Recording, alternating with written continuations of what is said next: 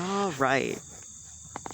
And finally, the birth dearth and its associated factors produce something else that may produce serious economic harm in a most personal way.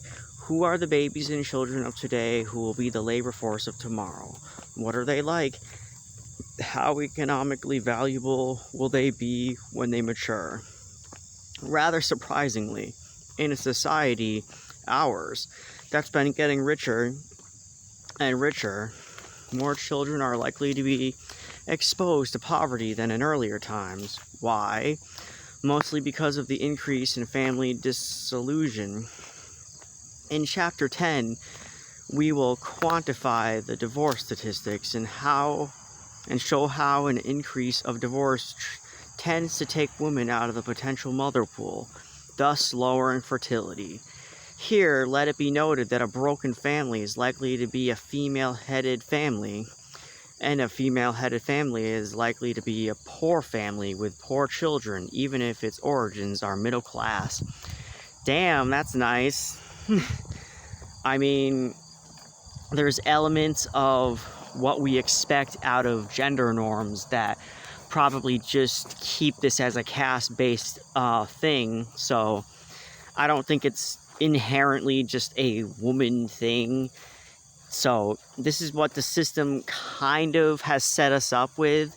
It's not even, this is totally woman blaming, obviously, and I don't even really buy it necessarily, but anyways, thus at least 40% of today's children will endure a marital breakup. 20% of children will live through 2 divorces by the time they are 18.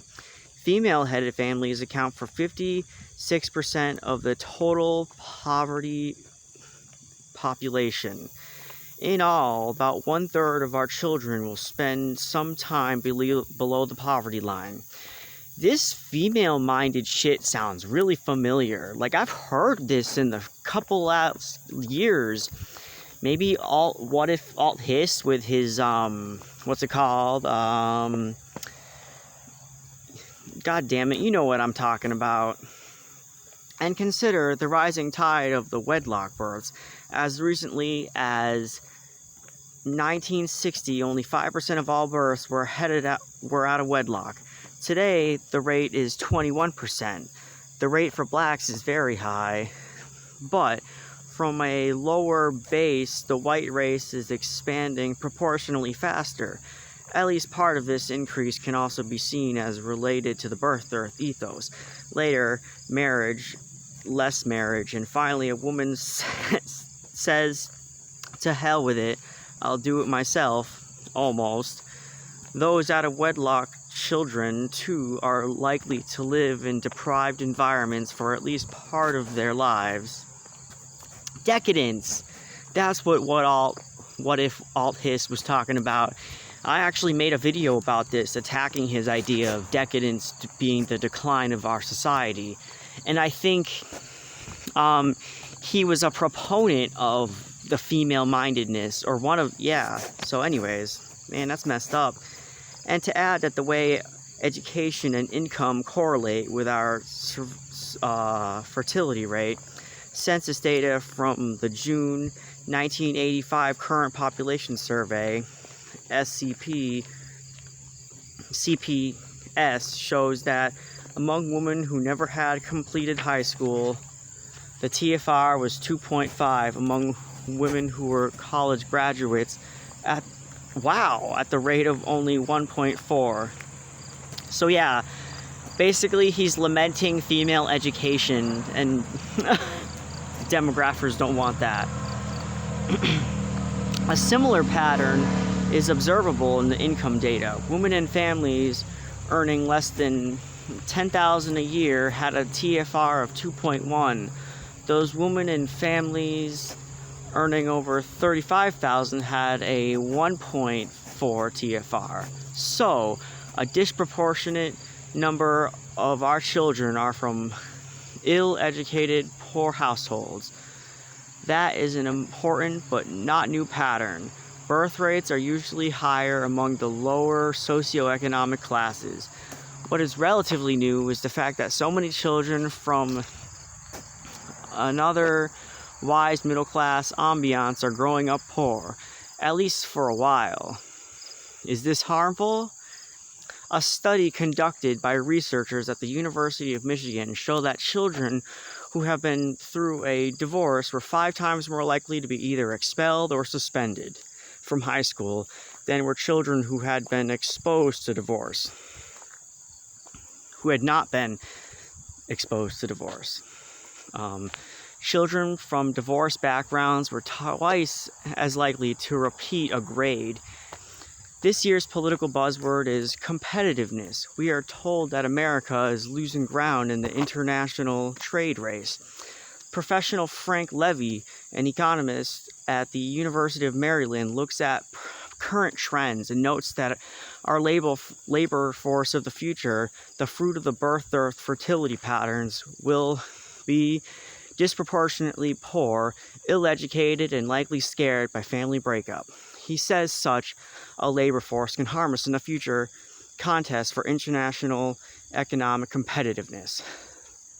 Although I don't believe America will be the loser in the competitive race, Levy's general point does make sense. Once again, we would be better off if the birth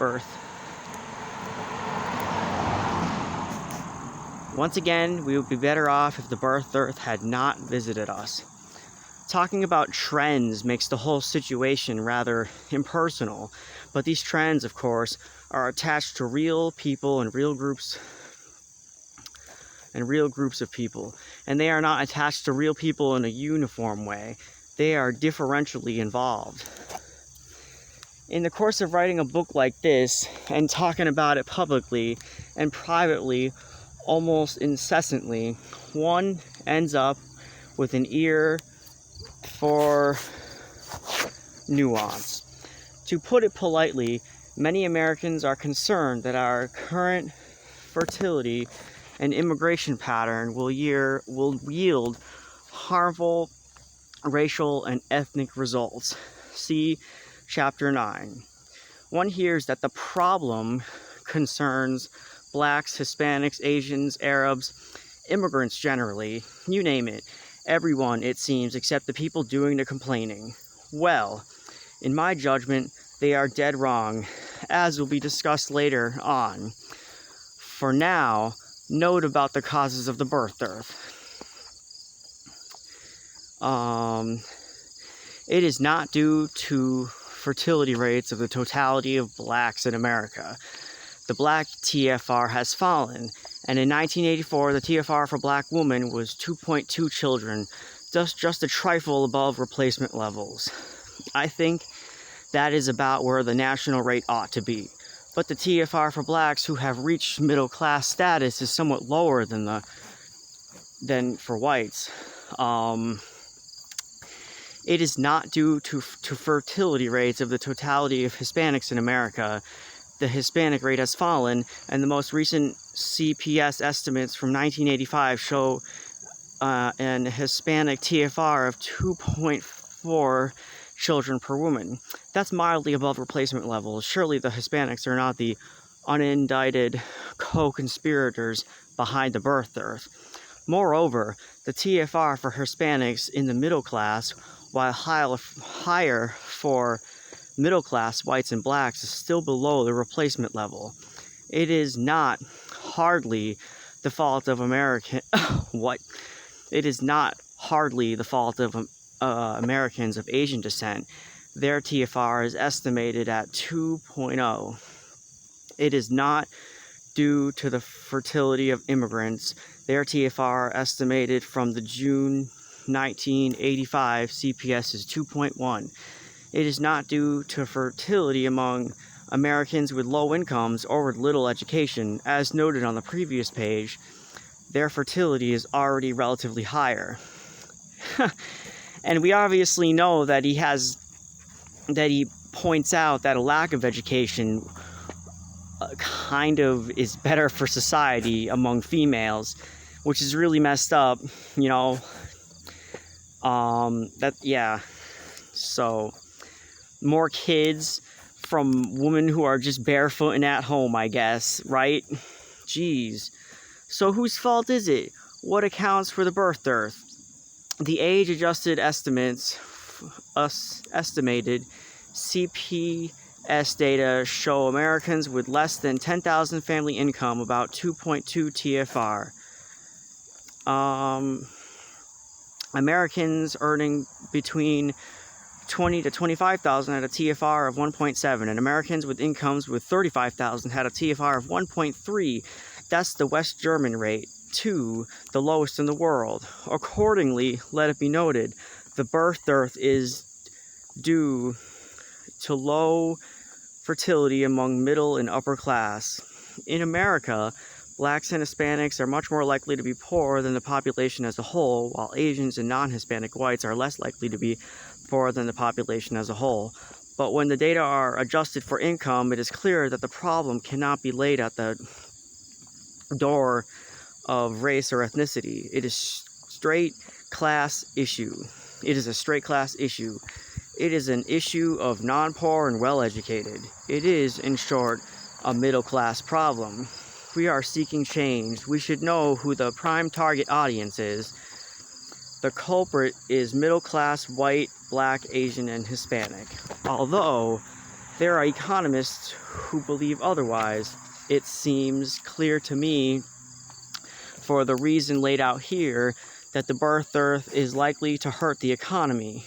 This will happen either because of smaller markets or because of skewed age distribution, or from an undistinguished workforce, or less spirit, or from an aging society, or from a combination of all the above. Hold on. The extent of the